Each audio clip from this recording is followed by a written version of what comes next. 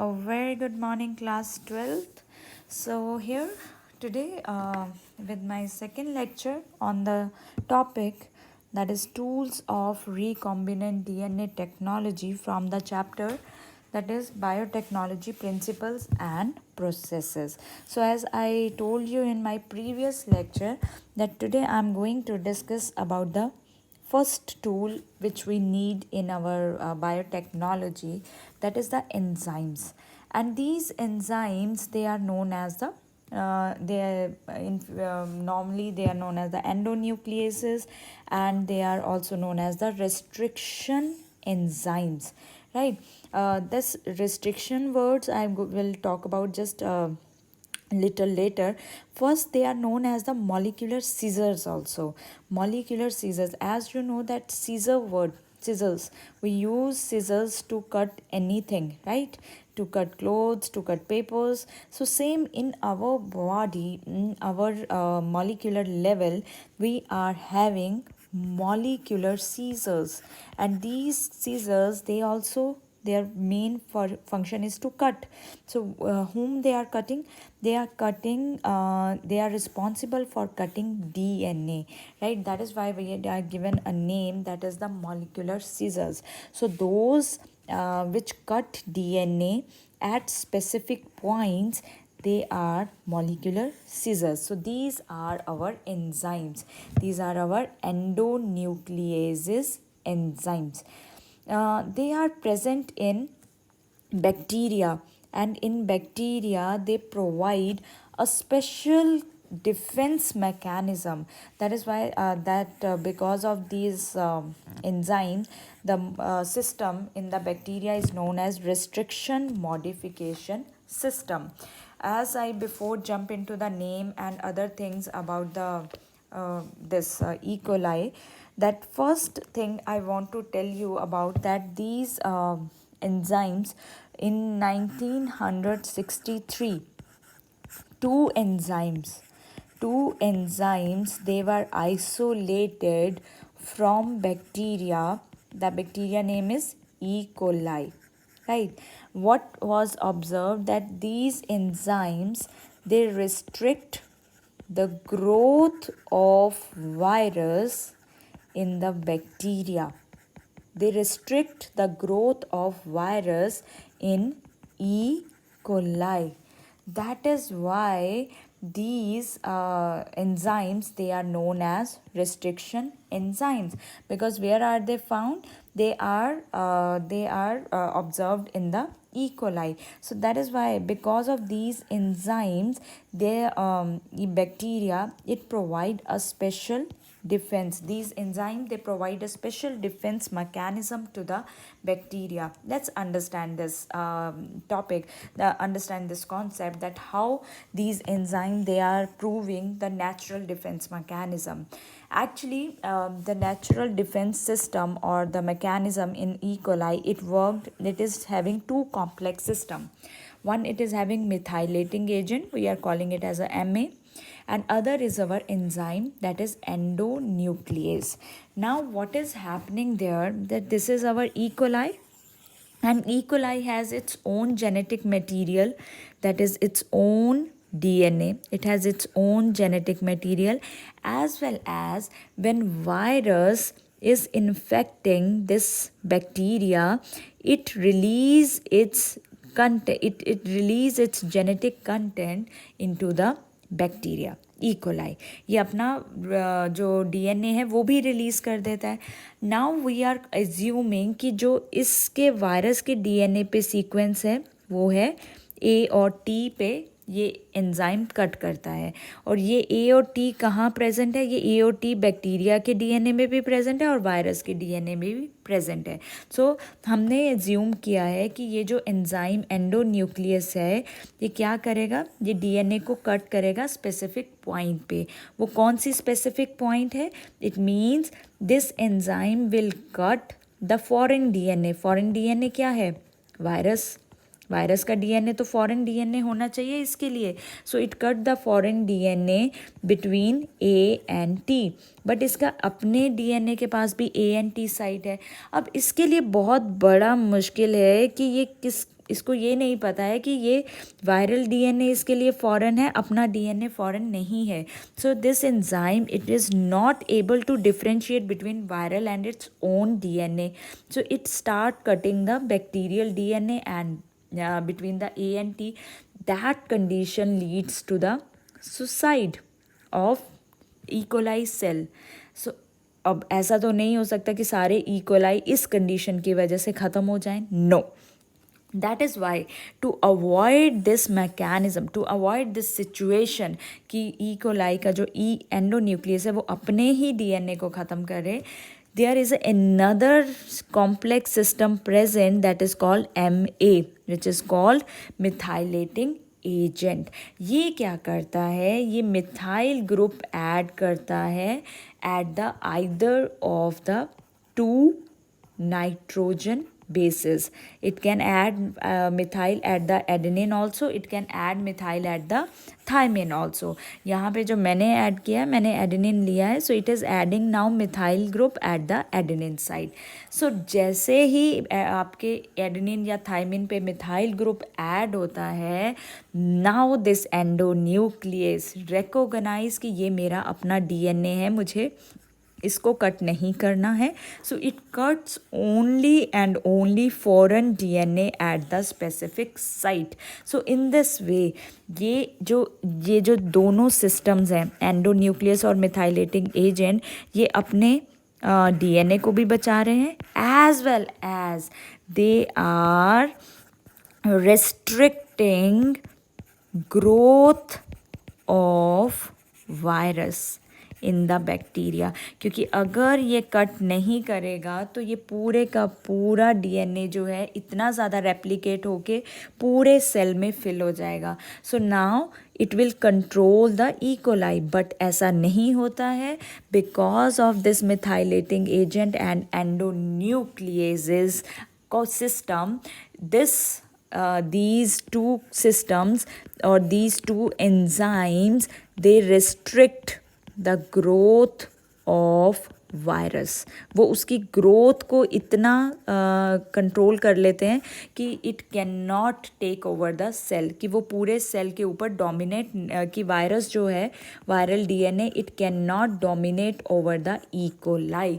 So that is why these enzymes they are known as restriction endonucleases, क्योंकि वो viral या foreign DNA की growth को restrict कर देते हैं और अपने डीएनए को भी पूरा सेफगार्ड का मतलब होता है कि बचा के रखते हैं, right. So now let's talk about the naming. After now if you are able to understand the mechanism, so now let's talk about the first restriction endonuclease which was discovered, that was HIND2. The first restriction, actually the first restriction endonuclease, I will say, whose functioning, who was isolated, the first restriction endonuclease which was isolated, that was HIND2. It was isolated by Smith, Wilcox and Kelly in 1968. अब organism का name था Haemophilus इन्फ्लुएंजाई bacterium. ये जो endonuclease है molecular scissor है, तो इसका मतलब डीएनए को कट करेगा. It cut the DNA at a specific sequence and that sequence is known as recognition sequence. जिस सीक्वेंस पे ये कट करता है उसको क्या बोलते हैं, रिकॉग्निशन सीक्वेंस. और ये specific, why it is, I am specific, इसकी सीक्वेंस इतनी स्पेसिफिक है कि सपोज GAA-TTCA 1 2 3 4 5 6, इसका मतलब अगर ये GA के बीच में कट करेगा तो बाकी की जो स्पेसिफिक सीक्वेंस बचेगी it will always having 6 base pair. तो it is specific, this 6 base pair sequence it is specific for HIND2. ऐसा नहीं है कि इस सीक्वेंस पे आके इको R1 भी एक्ट करना शुरू कर देगा. No, this sequence is specific for HIND2. So this sequence is known as recognition sequence. और ये सबसे पहले किसने आइडेंटिफाई, आइसोलेट किया था, स्मिथ, विलकॉक्स और कैले. अब इनको ये नेम HIND2 बोल तो दिया मैंने, कैसे, how, what is the how you are going to name them. So naming of restriction enzyme. अब देखते हैं ई को R1 से, E co R1 as the name suggest, E क्या है, it is derive from this word, this letter हम कहाँ से लिख रहे हैं, फ्रॉम एस्चेरिचिया। एस्चेरिचिया क्या है, ये है हमारा जीनस, कौन से बैक्टीरिया का, इकोलाई का जीनस क्या है, एस्चेरिचिया। जो नेक्स्ट टू लेटर्स हैं वो आप हमेशा कहाँ से लोगे, स्पीशीज से। सो CO ये किससे आए हैं, कोलाई से। देन R ये आया है बैक्टीरिया का कौन सा स्ट्रेन आप यूज़ कर रहे हो, किस टाइप का, positive, negative, which particular type of strain you are using, right. So one Roman number कि किस ऑर्डर में ये आइसोलेट हुआ है। अगर ये सबसे पहले आइसोलेट हुआ है तो इसको हम 1 नंबर देंगे।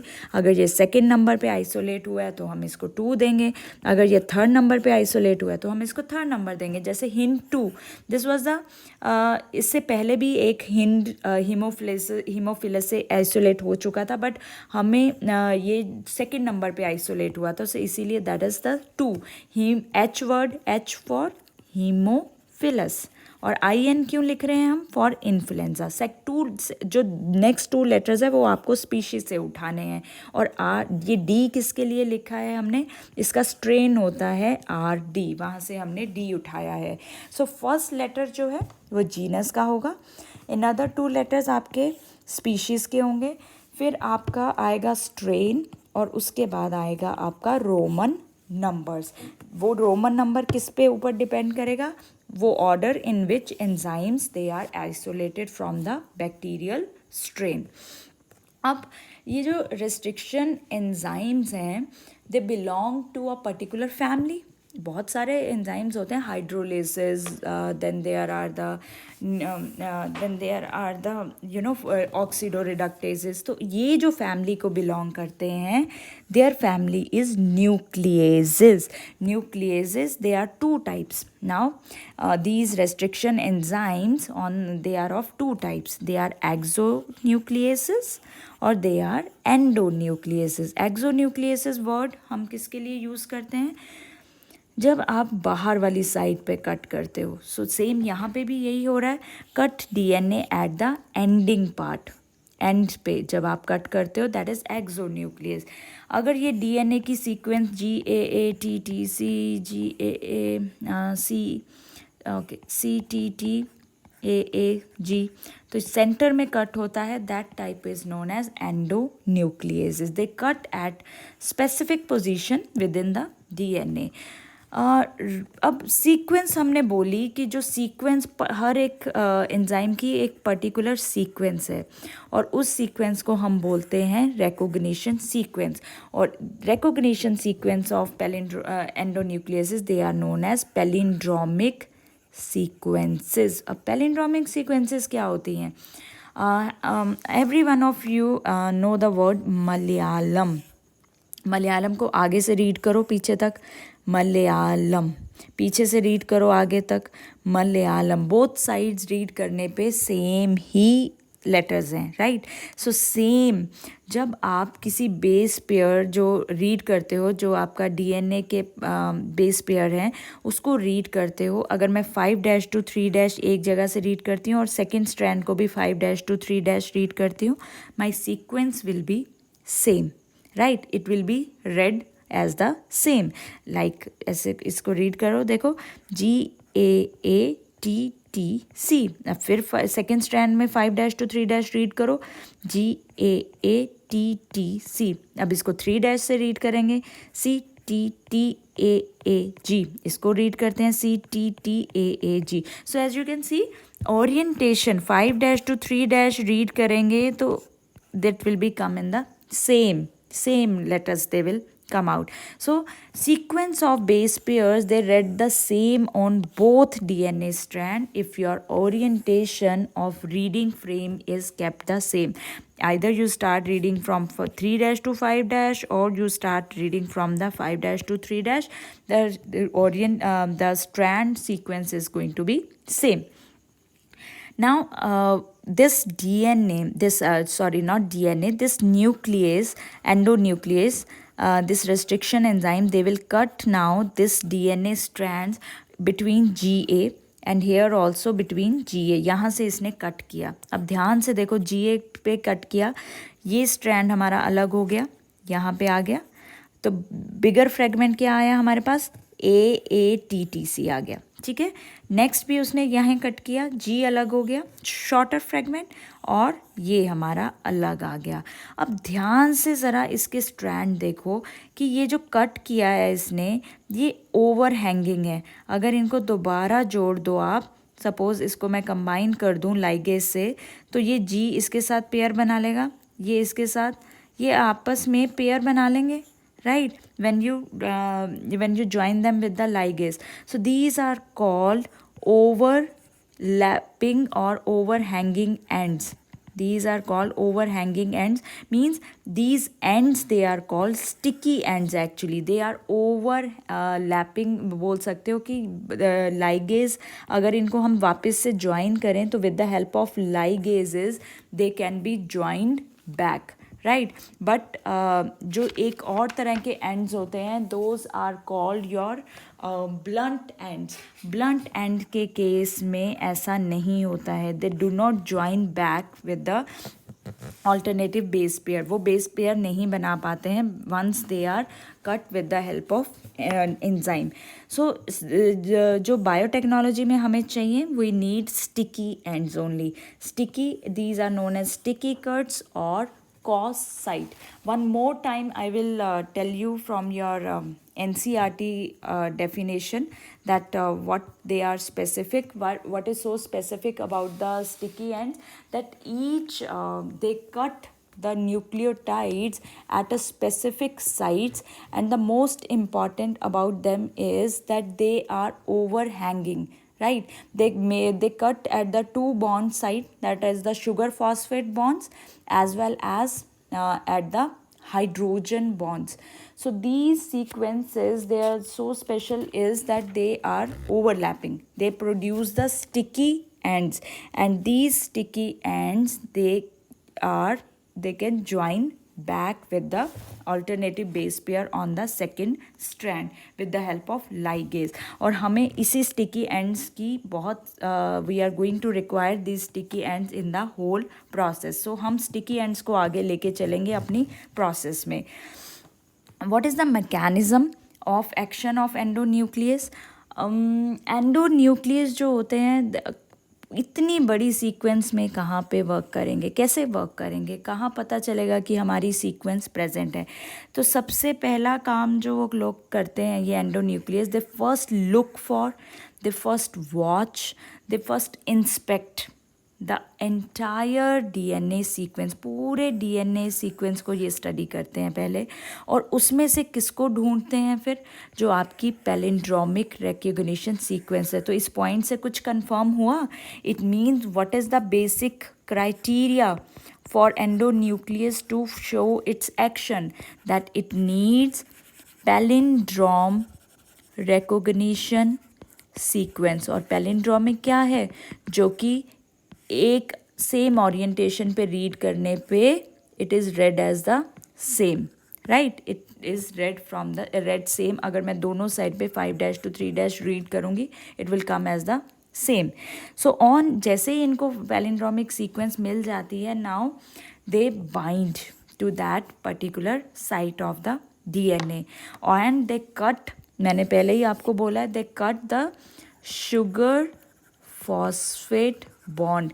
अगर ये मेरी शुगर है, यहाँ पे फॉस्फेट अटैच होता है, तो सबसे पहले ये इसको कट करते हैं, और इसके सेंटर में क्या होते हैं, हाइड्रोजन बॉन्ड्स.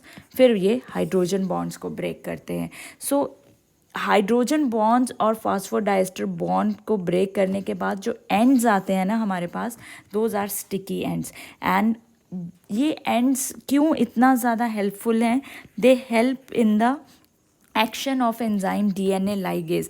Ligase बहुत effectively help work on the sticky ends, क्योंकि ये जो अब सपोज मैंने GAATTC, राइट, और यहाँ पे बना CTTAAG.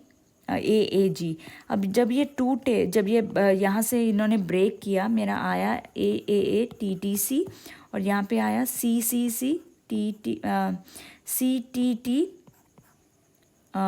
सी अलग चला गया ना, so there will be now C T T दूसरा fragment A A, right. So अब ये जो एंड्स बने, now they can easily base pair with the, इसको लाइगेज जाके बेस पेयर बना के ये can these can pair with the another basis with the help of hydrogen bond, क्योंकि यहाँ पे हमारा पर्पस ये है कि हमें अपनी जीन ऑफ इंटरेस्ट ऐड करना है, right. So these they can form easily hydrogen bonds with the complementary strands और with the complementary base pair. जो बेसिकली आपको अभी तक क्या समझ में आना चाहिए कि जेनेटिक इंजीनियरिंग में हम एक अपनी जीन ऑफ इंटरेस्ट सेलेक्ट करते हैं, और जीन ऑफ इंटरेस्ट मतलब अगर सपोज़ मुझे एंटीबायोटिक रेजिस्टेंट जीन मैंने सेलेक्ट कर ली, राइट, ये मैंने कहाँ से ली है, सैल्मोनेला से। मुझे इसको डालना कहाँ पे है, ई कोलाई में, तो मैंने क्या लिया है, अब इसको लेके कौन जाएगा, ई कोलाई, ई कोलाई में लेके कौन आएगा, दैट इज़ प्लाज्मिड, राइट। तो इस जीन को मैंने डाला है यहाँ पे प्लाज्मिड के अंदर। सो सेम टाइम पे एक ही रेस्ट्रिक्शन एंजाइम मेरी इस जीन को भी निकालेगा, कट करेगा, और प्लाज्मिड को भी कट करेगा, वहाँ पे गैप बनाएगा। Why we are using same enzyme? Because same enzyme use करने पे same kind of restriction, same kind of sticky ends मिलेंगे। Suppose एक जगह मैं EcoR1 यूज़ कर रही हूँ, उसका मैकेनिज़्म अलग है, एक जगह पे मैं HIN2 यूज़ कर रही हूँ, उसका मैकेनिज़्म अलग है, तो मेरे बिल्कुल स्टिकी एंड्स जो हैं वो अलग अलग हो जाएंगे, एंड हो सकता है कि वो आपस में पेयरिंग ना करें। और अगर आपस में पेयरिंग नहीं होगी तो ऑलवेज रिमेंबर आपका रिकॉम्बिनेंट डीएनए नहीं बनेगा। So to base pair with sticky ends का मेन काम क्या है कि these should be complementary to each other and they should be joined with the help of DNA ligase. ये तो हो गया theory part, let's understand with the help of example. ये मेरा कौन सा डीएनए है, वेक्टर डीएनए। वेक्टर डीएनए मतलब जो मेरी जीन ऑफ इंटरेस्ट को कैरी कर रहा है, राइट। ये मेरी जीन ऑफ इंटरेस्ट, और मेरी जीन ऑफ इंटरेस्ट यही रही जिसको मैं फॉरेन डीएनए बोल रही हूँ, या फिर आप फॉरेन जीन बोल रहे हो।